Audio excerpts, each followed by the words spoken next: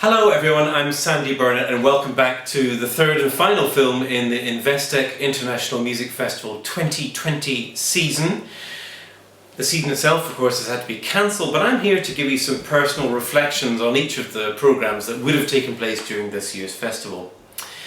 If you head to the IIMF website, on the 2020 page you'll find listening links and further suggestions so that you at home can assemble a kind of virtual concert of your own, so you can enjoy the music that we would have all been hearing together in the context of this year's festival.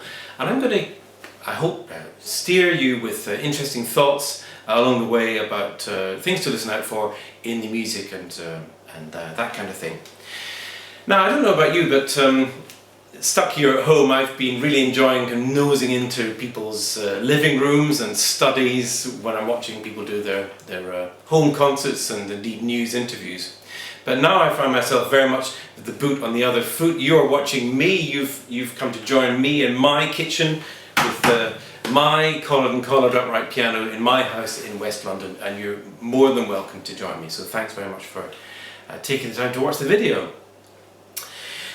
I won't be playing any piano concertos on this piano, by the way, but I might just turn around and play a couple of musical examples. And I was thinking this morning, wouldn't it be absolutely great if the English Chamber Orchestra and Stephanie Gonley would be knocking my door and coming in and giving a private concert of this great music here in my house. But of course, social distancing doesn't allow for that, because it's those performers that we would have all been hearing at the festival finale concert at St Catherine's School in Bramley on the 16th of May. But hey, we are where we are.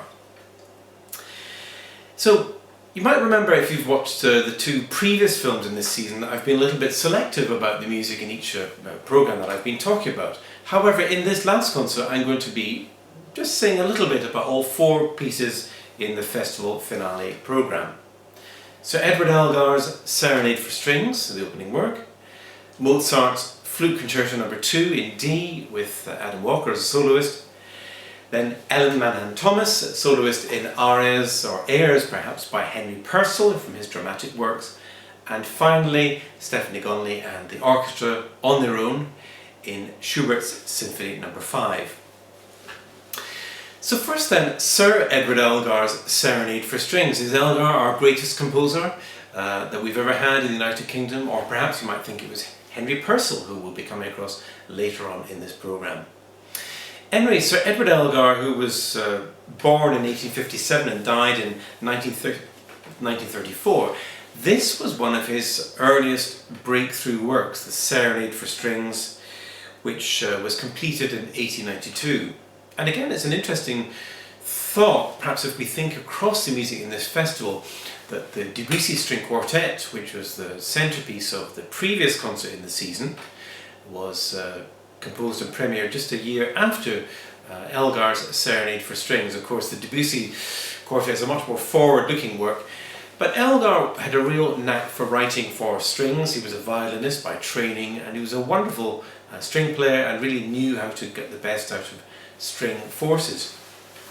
There's another interesting aspect to British composers, is that we have always been very good at writing for amateurs, and you'll never guess who first performed this piece: the Worcester Ladies Orchestral Class. So they had the privilege really of performing this marvellous work for the first time. Elgar was in charge of nurturing and coaching them, so that's how they got the gig, so to speak. And the first professional performance took place in Antwerp, I think 3 years after that.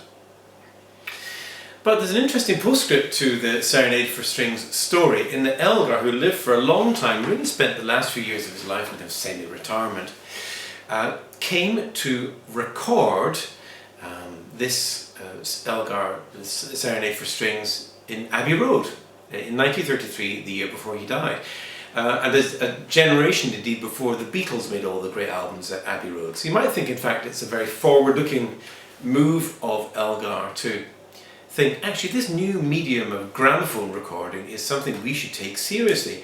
And indeed, he was very forward-looking in that respect. He took care to make good late recordings of his major orchestral works at Abbey Road, including famously the Elgar Violin Concerto with the young Yehudi Menuhin as soloist. But also Elgar was in fact the very first performer, composer indeed, to be recorded, to be conducting his own music at Abbey Road. He inaugurated the conversion from this northwest London villa into a recording studio in 1931. He got his orchestra together and said, "Good morning, gentlemen, glad to see you all. Nice light programme this morning. Play this tune as though you've never heard it before." And off they went. And it was the Pomp and Circumstance March, which, believe me, those musicians would have known backwards. But he wanted to make it sound as though it was being played for the very first time.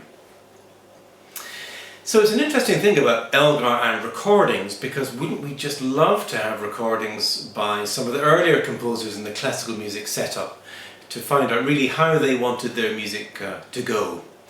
People like Mozart, for example, who wrote his flute concerto in the late 1770s when he was in his birth city of Salzburg. Really a city which didn't really afford him the kind of role which his talent deserved, so he was really kind of chafing at the bit throughout the 1770s, in his 20s, before he broke out of the kind of straitjacket of court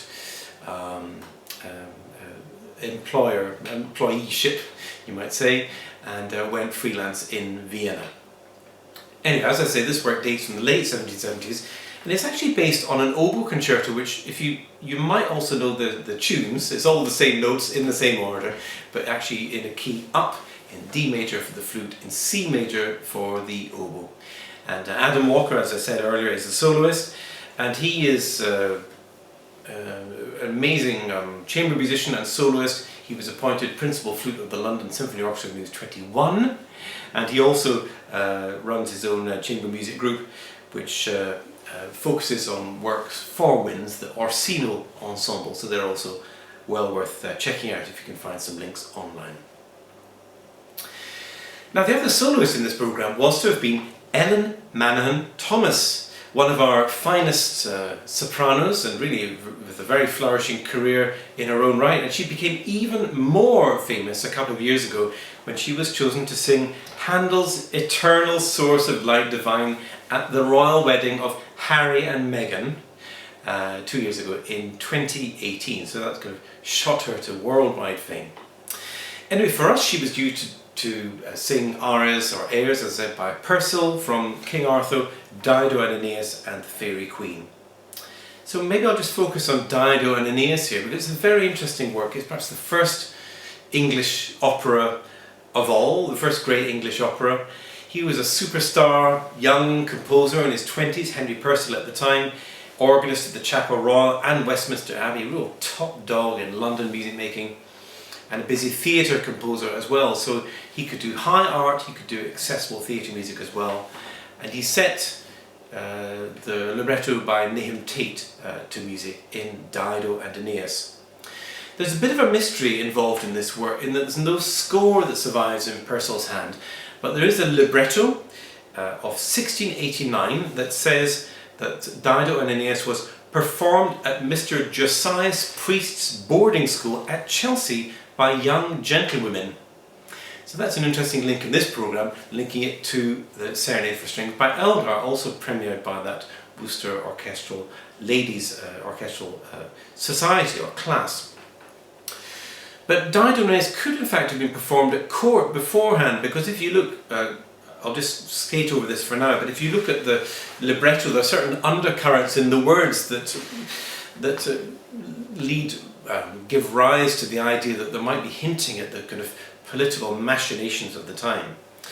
But really in the arias or the airs that we're hearing in the context of this concert, it's really a love story. It's a love story that goes wrong. Dido loves Aeneas and she's agreed to marry him. He feels that he's got to go away to Italy, and as he takes his leave from her, Dido dies from her grief. And this is Dido's lament, which starts with this great descending bass line.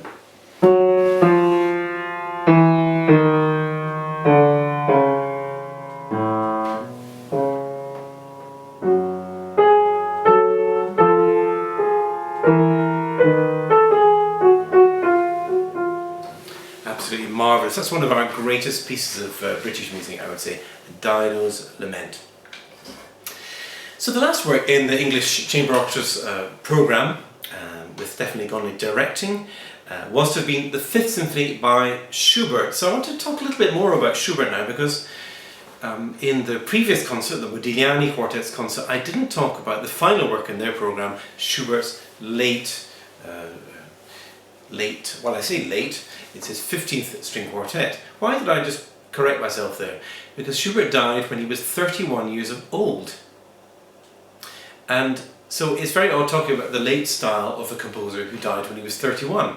Nonetheless, there's an interesting thing to conjure with about a late style by a young composer who died young. Because after all, Schubert knew for the last 4 or perhaps 5 years of his life that he was going to die because he had syphilis. So he was a young man with the awareness of death on him. So perhaps it's a young man's music and the late style all in one.